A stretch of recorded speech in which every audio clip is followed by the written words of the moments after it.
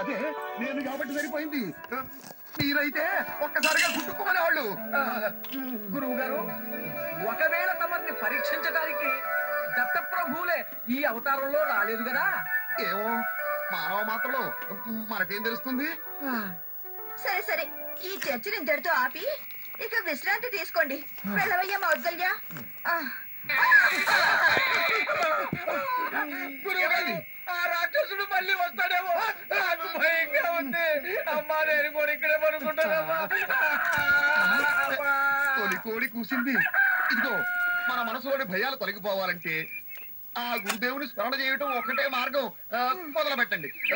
జై గురుదత్త, జై గురుదత్త, జై గురుదత్త, జై గురుదత్త, జై గురుదత్త, జై గురుదత్త.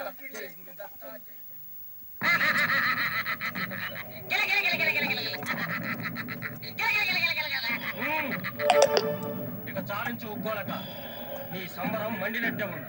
సంబరం కాదు తక్కువలక, నీ అవస్థ చూస్తుంటే ఎవరికైనా నవ్వు పుడుతుంది. కాకూడదన్నా వినక ఆ పాపలకి ఉపకారం చేసి ఉద్ధరిద్దామనుకున్నావు. ఇప్పుడేం జరిగిందో చూడు. ఉపకారం మాట అటుంచి పాప పెరిగి పాపడు నిన్ను చూసి ఎంతగా భయపడుతున్నాడో. పరిహాసానికి ఇది సమయం కాదు. జరిగిన దాంట్లో తప్పంతా నాదే, కానీ ఆ బాపనేది ఏ తప్పు లేదు.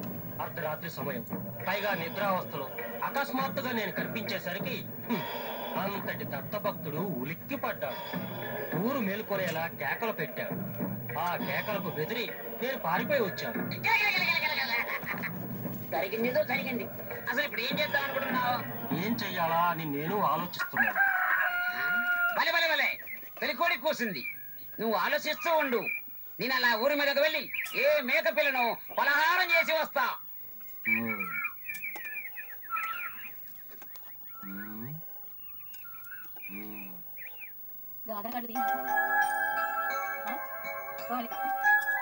శుక్లాంబరధరం విష్ణుం శశివర్ణం చతుర్భుజం ప్రసన్నవదనం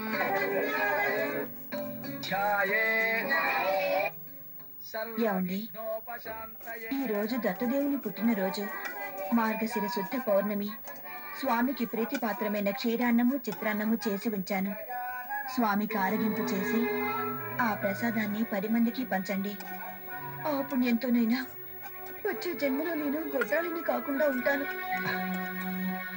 ఏమో ఆ దత్తనెల ఇప్పుడున్నదో ఏమి చెప్పగలము. ఈ జన్మలోనే నీ కడుపు పండవచ్చునేమో. ఆ దత్తాత్రేయుడే నీ పుత్రునిగా జన్మించవచ్చునేమో. ఆ మాట అలా ఉంచి స్వామికి సమర్పించమని కొందరు గ్రామస్తులు సంభారాలను ఇచ్చి ఉన్నారు. మన మౌద్గల్యునిచే ఆలయానికి పంపించే ఏర్పాటు చేయి. మార్గశిర పౌర్ణమి కావడంతో ఈ పాటికే దత్తభక్తులు ఆలయానికి విచ్చేసి ఉంటారు. నాకు ఆలస్యమైంది, నేను బయలుదేరుతాను. ఆ ఏర్పాట్లు నేను చేస్తాను.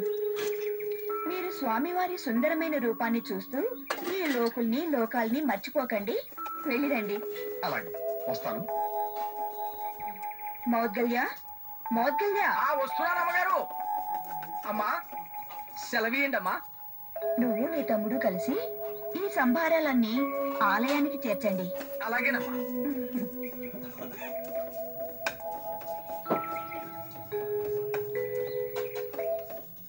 దత్తాత్రేయం మహాత్మానం వరదం భక్తవత్సలం ప్రపన్నార్తిహరం వందే భర్తృగామి సమోమతు దీనబంధుం కృపాసింధు సర్వకారణకారణం సర్వరక్షాకరం వందే భర్తృగామి సమోమతు శరణాగత దీనార్థ పరిత్రాణపరాయణం నారాయణం విభుం వందే భర్తృగామి సమోమతు సర్వానర్థహరం దేవం సర్వమంగళమంగళం సర్వక్లేశహరం వందే భర్తృగామి సమోమతు బ్రహ్మణ్యం కర్మతత్వజ్ఞం భక్తకీర్తివర్ధనం భక్తాభీష్టప్రదం వందే భర్తృగామి సమోమతు శోషణం పాపపంకస్య జీవనం జ్ఞానతేజసః పాపప్రశమనం వందే భర్తృగామి సమోమతు సర్వరోగప్రశమనం సర్వపీడానివారణం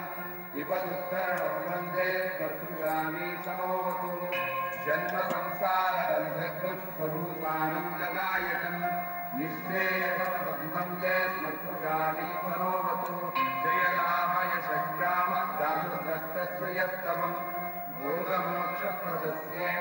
पठेत्